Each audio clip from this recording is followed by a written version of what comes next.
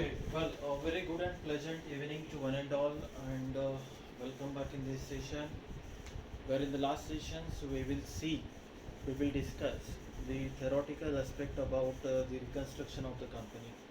Now, in this today's session, we will see question number one about the reconstruction of the company. I am already shared question number one with all of you. Can you got the question on your WhatsApp group? Everyone have got the question.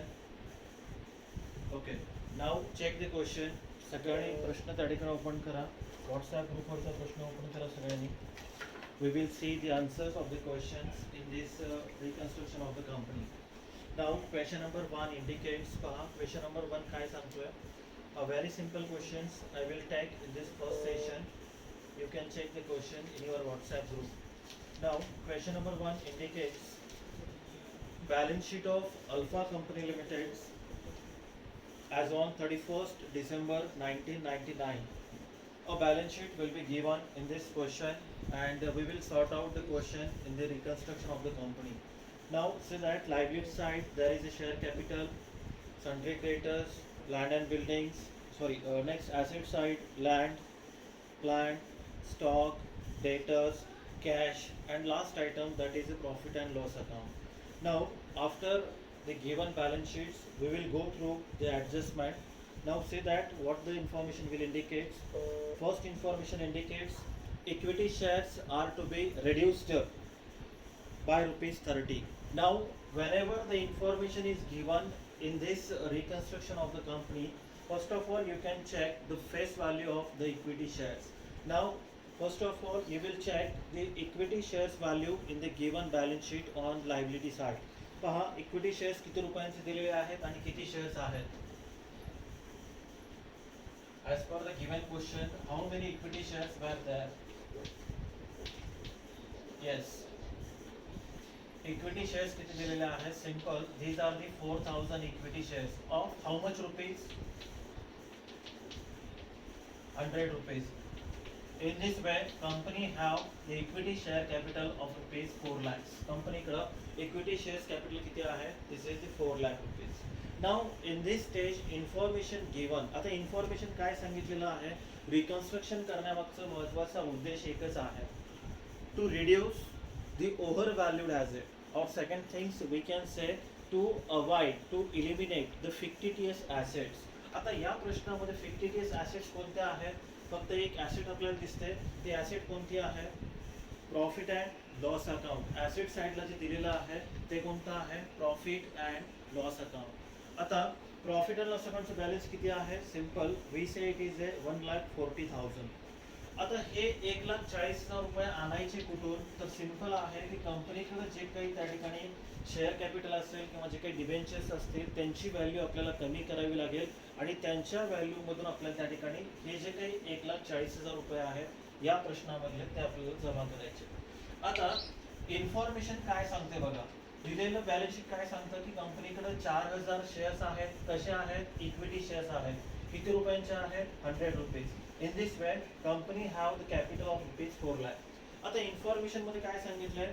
First information, following schemes of reconstruction was adopted and first information indicates equity shares are to be reduced by rupees 30. equity shares जे आहेत ते काय करायचे? are reduced by rupees 30. किती रुपयांनी कमी करायचंय? 30 rupees. Actual शेअरची किंमत किती आहे? ऍक्च्युअल शेअरची किंमत किती आहे? 100 रुपीज. मग कंपनीने इक्विटी शेअर होल्डर्सला रेडी केलंय, त्यांचं रिझोल्युशन पास केलंय आणि त्यांना त्या ठिकाणी कन्व्हिन्स करून त्यांचा जो कॅपिटल आहे तो 100 रुपयामधून 30 रुपयांनी कमी केलेला आहे. म्हणजे आता नवीन शेअर्स इक्विटी शेअर होल्डरला किती रुपयांचे मिळतील?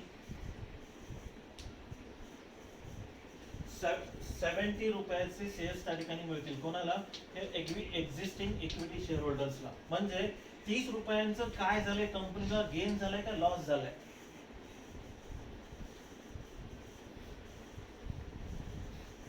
येस, कंपनीसाठी तो गेन आहे आणि लॉस कोणासाठी आहे? शेअर होल्डर साठी आहे. म्हणजे हे प्रत्येक शेअर मागे 30 रुपये त्या ठिकाणी कंपनीने शेअर होल्डरचे कमी केले. आता एका शेअर्स मागे 30 रुपये कमी झाले म्हणजे 4000 शेअर्स मागे किती कमी होते?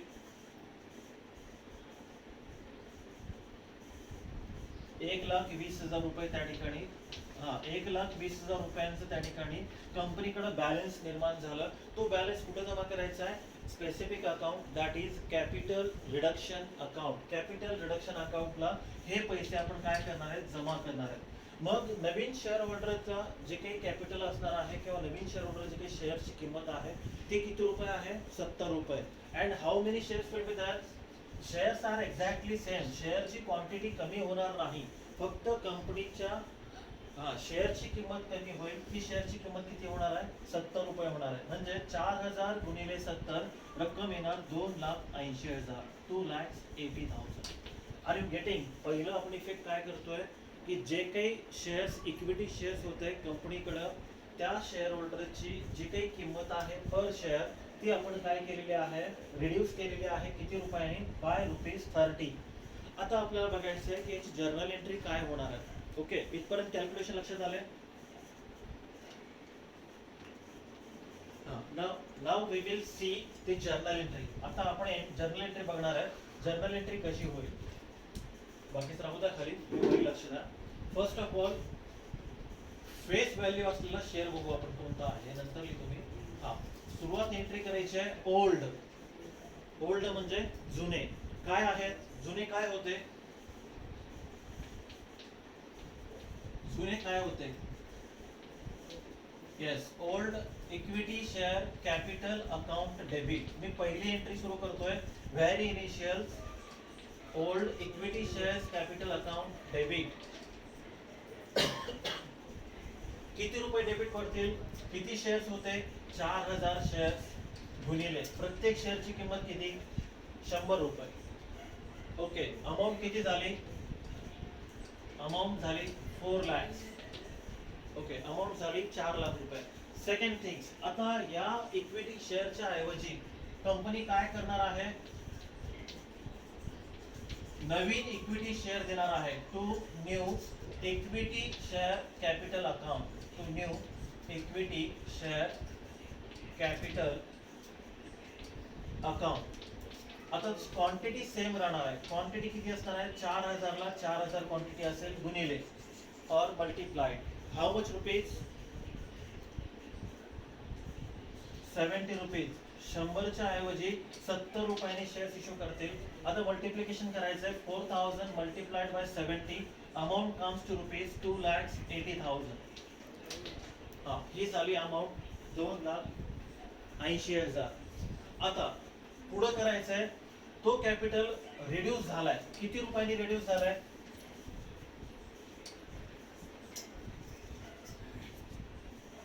प्रत्येक शेअर मागे 30 रुपयांनी कमी झालाय. म्हणजे 4000 शेअर्स मागे 30 रुपये प्रमाणे 1,20,000 रुपये त्या ठिकाणी कमी झालेले आहेत. आणि तो काय असेल? शेअर होल्डर साठी लॉस आहे, परंतु कंपनीसाठी तो काय आहे? It is the gain. So we will see to capital reduction account. जेवढ्या रकमेने कॅपिटल कमी होत आहे तेवढ्या रकमेने त्या ठिकाणी कॅपिटल रिडक्शन अकाउंटला ट्रान्सफर करायचं आहे. To capital reduction account. आता बघू कॅपिटल रिडक्शन अकाउंट मध्ये शेअर्स एक्झॅक्टली सेम आहेत. किती शेअर्स आहेत? 4000 शेअर्स आहेत. मल्टिप्लाइड बाय ₹30, कारण प्रत्येक शेअर 30 रुपयांनी कमी झालाय. So that 4000 shares multiplied by ₹30, amount comes to ₹1,20,000. Amount ₹1,20,000. आता नरेशन काय लिहायचं आहे? Simple. being new equity shares, being, you don't write, you just pay your attention towards first question. being new equity shares were issued for old equity shares, for old equity shares. So this is about what? This is about the first journal entry. Now you can check your understanding. If you have problems, if you have difficulty, you can freely ask to me. Any problem?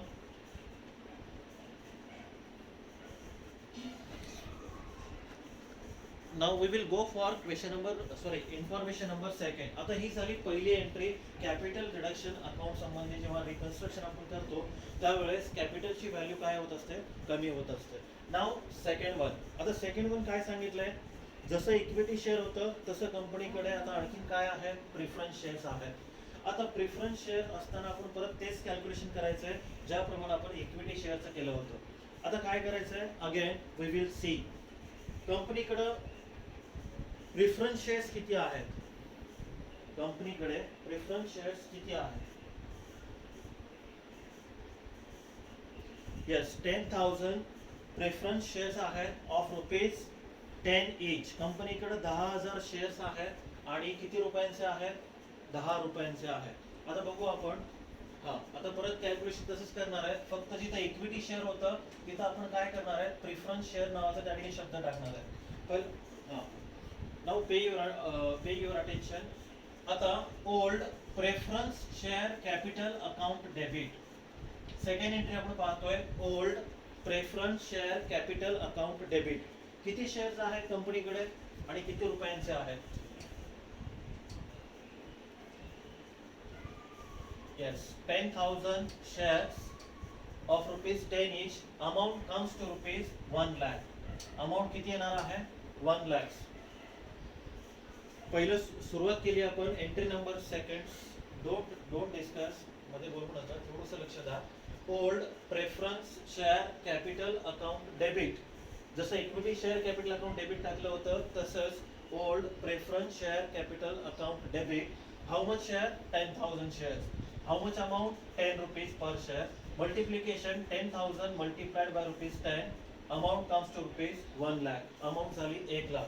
आता त्या शेअरच्या ऐवजी काय देणार आहेत बघू आपण. Second information सांगितली आहे, preference shares are to be reduced by ₹2. जिथं शेअर किती रुपयांचा होता, 10 रुपयांचा होता, तिथं शेअर्स किती रुपयांनी कमी करायचा आहे, 2 रुपयांनी कमी करायचा आहे. म्हणजे नवीन शेअर्स किती रुपयाचा राहणार आहे, ₹1, 8 रुपयांचा. म्हणजे to new preference share capital account, to new preference share capital account. आता अमाऊंट चेंज होणार आहे, नंबर ऑफ शेअर्स तेवढेच राहतील. नंबर ऑफ शेअर्स किती आहेत, 10,000 मल्टिप्लाइड बाय ₹8. नवीन शेअरची व्हॅल्यू किती आहे, ₹8. Now 10,000 multiplied by 8, amount comes to ₹80,000. Amount किती राहणार आहे, 80,000. ओके. आता जेवढ्या रकमेने त्या ठिकाणी शेअर्स कमी होणार आहेत ती रक्कम काय करायची, कॅपिटल रिडक्शन अकाउंटला ट्रान्सफर करायची to capital reduction account. Number of shares again 10,000 multiplied by ₹2. 2 रुपयांनी शेअर कमी होतोय म्हणजे 10,000 गुणिले 2, अमाऊंट कम्स टू ₹20,000. अमाऊंट किती आली, 20,000. आता नरेशन काय, being new preference shares were issued for old preference shares.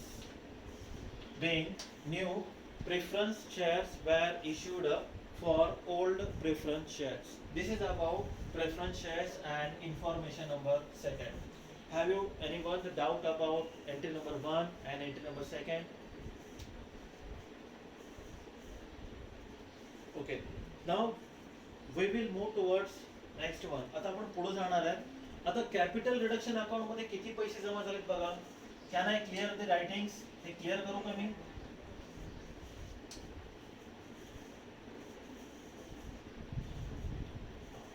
ठीक आहे, आपण आता बघूयात कॅपिटल रिडक्शन अकाउंट मध्ये पैसे किती जमा झालेत. कॅपिटल रिडक्शन अकाउंट मध्ये पैसे किती जमा झाले. पहिल्या एंट्री मध्ये किती जमा झाले होते, पहिल्या एंट्री मध्ये किती जमा झाले होते, 1,20,000. नंतरच्या एंट्री मध्ये जमा झाले होते 20,000. म्हणजे टोटल 1,40,000 रुपये त्या ठिकाणी. पहिल्या एंट्री मध्ये 1,20,000 रुपये जमा झाले, बरोबर. दुसऱ्या एंट्री मध्ये परत 20,000 जमा झाले, म्हणजे टोटल 1,40,000 रुपये आपल्याकडे जमा झालेले आहेत. आता बघूया प्रॉफिट अँड लॉस अकाउंटचं बॅलन्स किती आहे.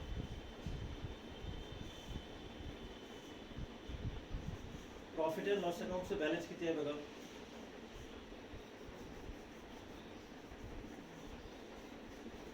येस, 1,40,000, 1,40,000. आता तिसरी इन्फॉर्मेशन काय सांगितली आहे, profit and loss account is to be eliminated. की कंपनीकडे जे प्रॉफिट अँड लॉस अकाउंट आहे तो प्रॉफिट अँड लॉस अकाउंट काय करायचं आहे, कम्प्लिटली एलिमिनेट करायचा आहे. तो प्रॉफिट अँड लॉस अकाउंट आपल्याला काय करायचं आहे, वगळायचा आहे किंवा काढून टाकायचं आहे.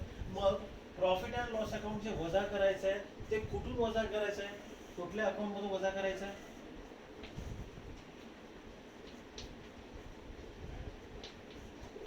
कुठल्या अकाउंट मधून वजा करावा लागेल आपल्याला तो, येस, कॅपिटल रिडक्शन अकाउंट मध्ये जे काही पैसे तुम्ही जमा केलेत शेअरची किंमत कमी करून त्या बॅलन्स मधून तुम्हाला प्रॉफिट अँड लॉस अकाउंट काय करावं लागेल, डिडक्ट करावं लागेल, वजा करावं लागेल. आता काय आहे कॅपिटल रिडक्शन अकाउंट डेबिट 2, काय काढून टाकायचं आहे, काय एलिमिनेट करायचं आहे,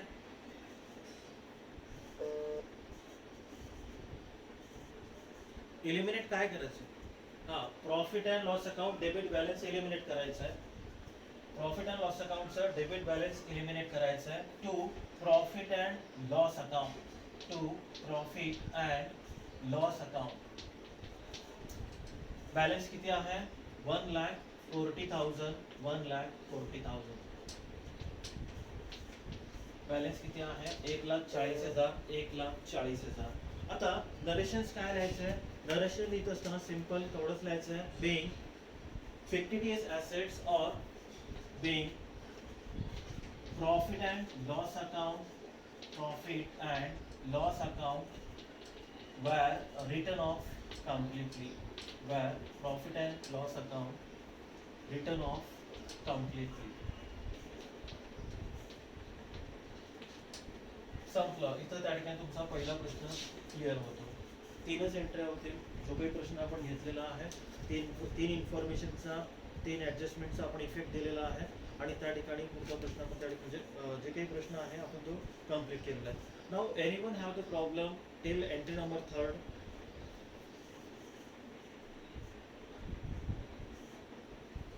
Yes. Okay. Now after completion of these journal entries, we will go for the balance sheet. आता आपण त्या ठिकाणी बॅलन्स शीट कडे जाणार आहे. तुम्ही लिहिण्याची गडबड करू नका, आपण परत नंतर बघूया. थोडंसं पहिल्यांदा पहिला प्रश्न समजून घ्या. आता जाणार आहेत बॅलन्स शीट कडे. आता ही बॅलन्स शीट कोणती असेल, new balance sheet, new balance sheet after what,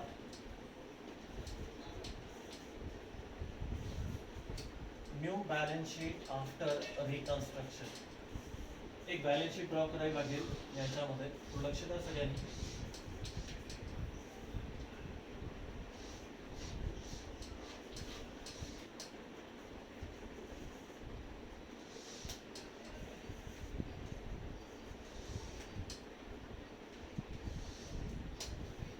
okay, is it visible everyone, सगळ्यांना दिसतंय ते? ओके. आता नवीन बॅलन्स शीट तयार करत असताना आपल्याला काय करावं लागेल, जुन्या बॅलन्स शीटचा आधार घ्यावा लागेल. पहा बॅलन्स शीट मधला पहिला आयटम काय आहे, सुरुवात आपण करणार आहे लायबिलिटीज अमाउंट, ॲसेट्स अमाउंट. आता सुरुवात करायची पहिल्यांदा लायबिलिटी साइड पासून. लायबिलिटी साइड पहा काय आहे पहिला item. Now write share capital, first item share capital as per the given question. Make the underline for the word share capital. Now in that share capital read the question. काय सांगितलं share capital मध्ये,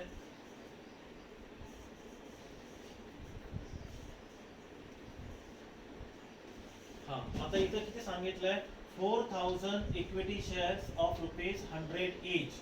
जुन्या balance sheet प्रमाणे 4,000 equity shares होते. किती रुपयांचे होते, 100 रुपयांचे. आता नवीन शेअर्स मध्ये ते किती रुपयांचे झालेत, नवीन बॅलन्स शीट मध्ये 70. आता नवीन बॅलन्स शीट मध्ये नवीन किंमत टाकायची आहे, 4,000 equity shares of ₹70 each. Amount comes to ₹2,80,000. Amount की झाली 2,80,000. This is about the equity shares. Now second head. आता equity share नंतर पुढचा आयटम कोणता आहे बघा, as per question. हा 10,000 प्रेफरन्स शेअर्स किंवा त्याला न्यू प्रेफरन्स शेअर्स करा. 10,000 new preference shares of rupees. जुन्या बॅलन्स शीट प्रमाणे किती होतं ते 10 रुपीज. आता नवीन किती रुपयांचे झाले 8 rupees. So we can write 10,000 new preference shares of rupees 8 each. Amount comes to rupees 80,000. Amount झाला 80,000. आता next, as per the given balance sheet, old balance sheet, पुढचा item कोणता आहे? Now write next item, that is sundry creditors. आता पुढचा item लिहितो आपण sundry creditors. किती रुपये आहेत as per the old balance sheet 1,20,000. त्याच्यामध्ये कुठल्याही प्रकारचा बदल केला नाही, त्यामुळे रक्कम as it is 1,20,000, 1,20,000. Now liability side is over as per the old balance sheet. जुन्या बॅलन्स शीट प्रमाणे नवीन बॅलन्स शीटची लायबिलिटी साइड आपण कव्हर केलेली आहे, तयार केलेली आहे. Anyone have the doubts? Okay, now we will move towards asset side. आता आपण जाणार आहोत ॲसेट साइड कडे. ॲसेट साइडला पहा कोणकोणते आयटम्स आहेत ते ॲज इट इज आपण याकडे घ्यायचे आहेत. ॲसेट साइड मधला पहिला item, okay, first that is land. Now what is the value of land in the old balance sheet?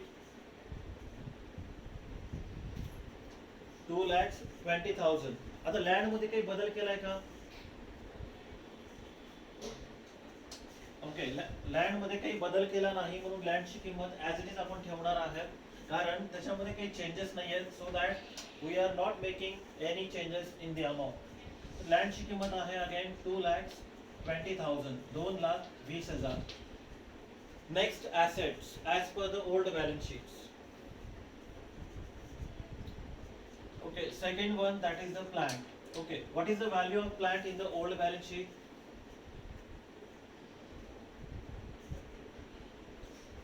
Okay, now write amount, nothing changed, plant 80,000 as it is amount लिहिली, कारण त्यामध्ये कुठल्याही प्रकारचा बदल किंवा changes आपण केलेलं नाही. Okay, next one, third assets. Okay, now third items we say it is stock. कंपनीकडे स्टॉक आहे. आता तो स्टॉक किती रुपयांचा आहे? आपण काही बदल केलाय, कंपनीने काही बदल सांगितलाय का? No, so that we can write the same amount as per the old balance sheet, that is stock 70,000. Now next one, stock च्या नंतर पुढचा item. Okay, write the next item. Next, sundry debtors. Is any change in that? त्याच्यामध्ये काही बदल सांगितलाय का? Okay, what is the value of sundry debtors in the old balance sheet? 1 lakhs. As it is amount ला 1 lakhs. Nothing change. Okay, next assets. Next item. Again, next item, cash at bank. Old balance किती आहे कंपनीचा cash at bank? 10,000. Now write cash at bank. Nothing change. 10,000. Now next item. हाँ. आता profit and loss account old balance sheet मध्ये आहे. आता नवीन balance sheet मध्ये तो येईल का? ओके, आता का येणार नाही? Why profit and loss account is not shown in the new balance sheet? Because because the profit and loss account is to be completely eliminated as per the given adjustment. कंपनीमध्ये किंवा जे काही प्रश्नामध्ये adjustment दिलेली आहे त्याप्रमाणे profit and loss account काय झालेलं आहे, आता नवीन बॅलन्स शीट मध्ये येणार नाही, कारण त्यांचा अमाऊंट ते रिटर्न ऑफ केलेला आहे कम्प्लिटली. त्यामुळं तिथं प्रॉफिट अँड लॉस अकाउंट येणार नाही. Now we can try to close. Any items remain as per the old balance sheet? कुठला now check the liability side amount 2,80,000 plus 80,000 plus 1,20,000. Amount 4,80,000. Okay, this is for liability side. Now we go for the asset side. आता asset side मध्ये बघूयात काय घडतं. 2,20,000 plus 80,000, this is 3 lakhs plus 70,000, 3,70,000 plus 1 lakh 4 lakh 70,000 and plus 10,000, that is our total amount 1 lakh 4 lakh 80,000. If your balance sheet becomes tally, that times it indicates your solution will be correct one. Have you any doubts about this balance sheet?